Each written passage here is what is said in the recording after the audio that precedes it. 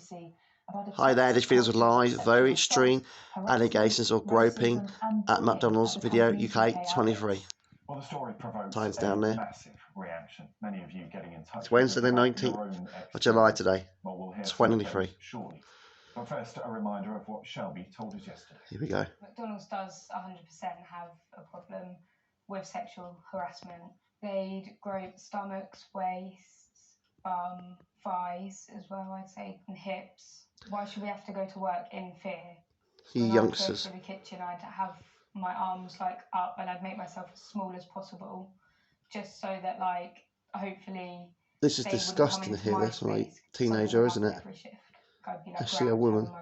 Oh, a young girl more than anything else. That they don't really think about their staff. Teenager. They have little to no regard for our feelings and how we might feel in the workplace and how we're being treated. I don't remember your first time at work when you were that young.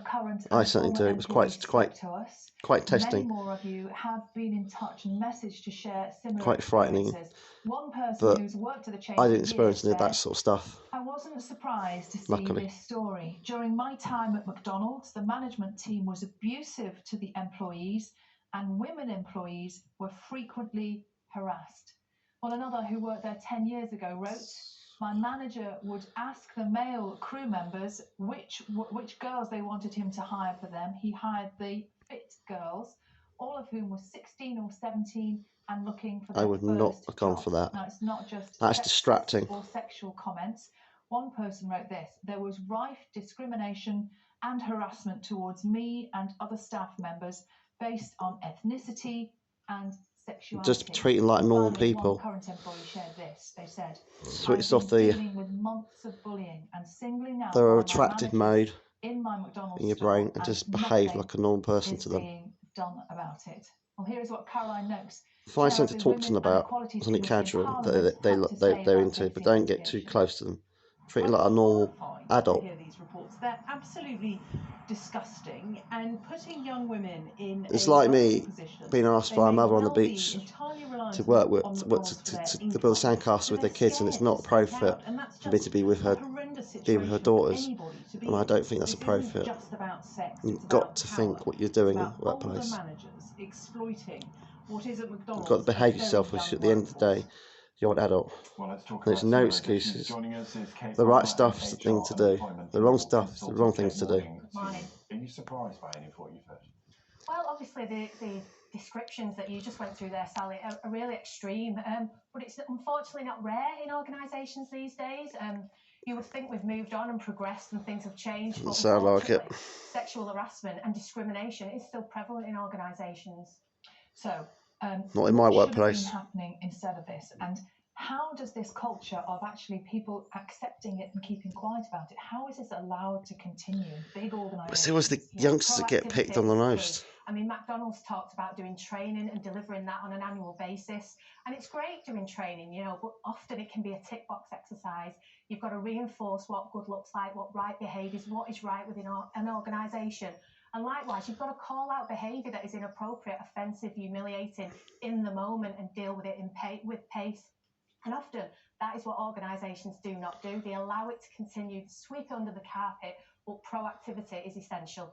Yeah, I mean, you say it could be seen as a tick box exercise, and the problem is that these businesses are huge. Yeah. Some of them, particularly in McDonald's case, some of them are franchises, so they're not directly owned by the business. They might put these policies in place, but it's about policing them, isn't it? And actually following through on the detail. It is correct. And line management enforcement is key.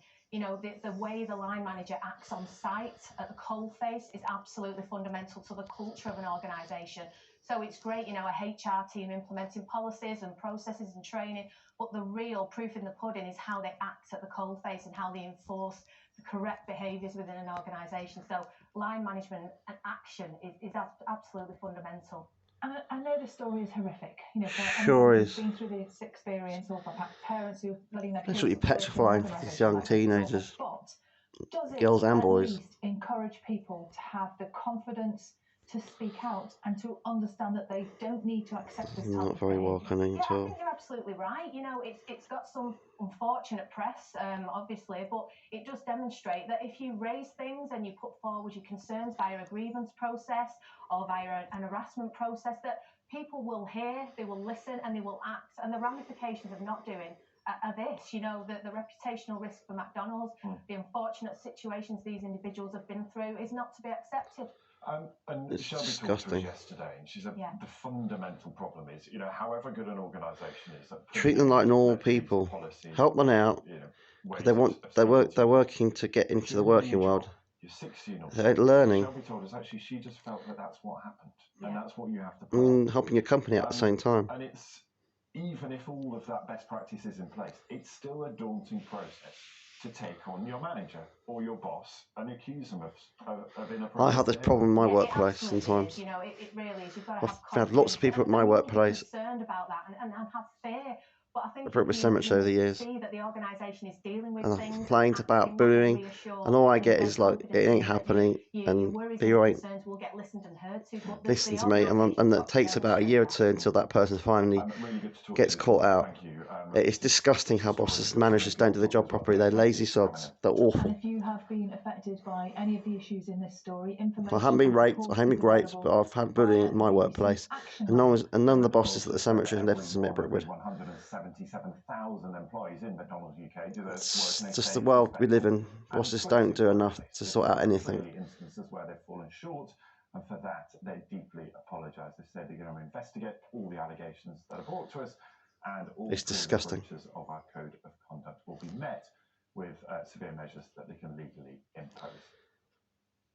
Now, it is. So if you like this video, please subscribe to my show on Sunday Jones. This is my friend Sparky and Jimbo on the ITF Friday Surrey Hills Radio Station show every Friday at 3 to 5 p.m. analog and digital up to 1500 Sunday on ITF Friday feeding Surrey Hills Radio Station show, and listen to me on Lara's show every Sunday at 9 a.m. to 12 p.m. live with John Matt on the Woking Radio Station. I hope you like this video. Please subscribe to my show on Sunday Jones. Bye everyone.